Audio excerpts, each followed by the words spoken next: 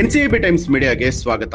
ಬಸ್ನಲ್ಲಿ ಯುವತಿಗೆ ಲೈಂಗಿಕ ಕಿರುಕುಳ, ಕಾಮುಕನಿಗೆ ಬಿತ್ತು ಧರ್ಮದೇಟು. ಕಾರವಾರದಿಂದ ಅಂಕೋಲಾಗೆ ತೆರಳುತ್ತಾ ಇದ್ದಂತಹ ಯುವತಿ ಬಸ್ನಲ್ಲಿ ತಮ್ಮ ಸೀಟ್ನಲ್ಲಿ ನಿದ್ರೆಗೆ ಜಾರಿರ್ತಾರೆ. ಸಂತ್ರಸ್ತ ಯುವತಿ ಕಾರವಾರದಿಂದ ಅಂಕೋಲಾ ಕಡೆಗೆ ಬಸ್ನಲ್ಲಿ ಪ್ರಯಾಣವನ್ನ ಮಾಡ್ತಾ ಇದ್ಲು. ಚಲಿಸುವಂತಹ ಬಸ್ನಲ್ಲಿ ನಿದ್ದೆ ಮಾಡ್ತಿದ್ದಂತಹ ಯುವತಿಗೆ ಲೈಂಗಿಕ ದೌರ್ಜನ್ಯ ಎಸಗಿರುವಂತಹ ಘಟನೆ ಉತ್ತರ ಕನ್ನಡ ಜಿಲ್ಲೆಯ ಅಂಕೋಲಾ ಪೊಲೀಸ್ ಠಾಣೆ ವ್ಯಾಪ್ತಿಯಲ್ಲಿ ನಡೆದಿದ್ದು, ಕಾಮುಕನ ಈ ಒಂದು ನೀಚ ಕೃತ್ಯವನ್ನ ಯುವತಿ ಎದೆಗುಂದದೆ ವಿಡಿಯೋ ಮಾಡಿ ಕಾಮುಕನ ಬಣ್ಣವನ್ನ ಬಟಾಬಯಲು ಮಾಡಿದ್ದಾಳೆ. ಕಾರವಾರದಿಂದ ಅಂಕೋಲಾಗೆ ತೆರಳುತ್ತಾ ಇದ್ದಂತಹ ಯುವತಿ ಬಸ್ನಲ್ಲಿ ತಮ್ಮ ಸೀಟಿನಲ್ಲಿ ನಿದ್ರಿಸ್ತಾ ಇದ್ಲು. ಸಂತ್ರಸ್ತ ಯುವತಿ ಕಾರವಾರದಿಂದ ಅಂಕೋಲಾ ಕಡೆಗೆ ಬಸ್ನಲ್ಲಿ ಪ್ರಯಾಣ ಬೆಳೆಸಿರ್ತಾರೆ. ಸುದೀರ್ಘ ಪ್ರಯಾಣದ ಆಯಾಸದಿಂದ ಯುವತಿ ಸೀಟ್ನಲ್ಲಿ ನಿದ್ರೆ ಮಾಡುತ್ತಿರ್ತಾರೆ. ಈ ವೇಳೆ ಪಕ್ಕದ ಸೀಟ್ನಲ್ಲಿ ಇದ್ದಂತಹ ಕಾಮುಕ ಯುವತಿ ನಿದ್ರೆಯಲ್ಲಿದ್ದಾಗ ಆಕೆಯ ಎದೆ ಭಾಗಕ್ಕೆ ಕೈ ಹಾಕಿದ್ದಾನೆ. ನಿದ್ರೆಯಲ್ಲಿದ್ದ ಯುವತಿಗೆ ಏನೋ ಸ್ಪರ್ಶವಾದಂತೆ ಒಮ್ಮೆಲೆ ಎಚ್ಚರಗೊಂಡಾಗ ಆರೋಪಿಯ ಕೈಗಳು ಆಕೆಯ ಎದೆಯ ಮೇಲಿತ್ತು. ಈ ವೇಳೆ ಆಕೆ ದಿಗ್ಭ್ರಾಂತಗೊಳ್ತಾಳೆ. ಈ ವೇಳೆ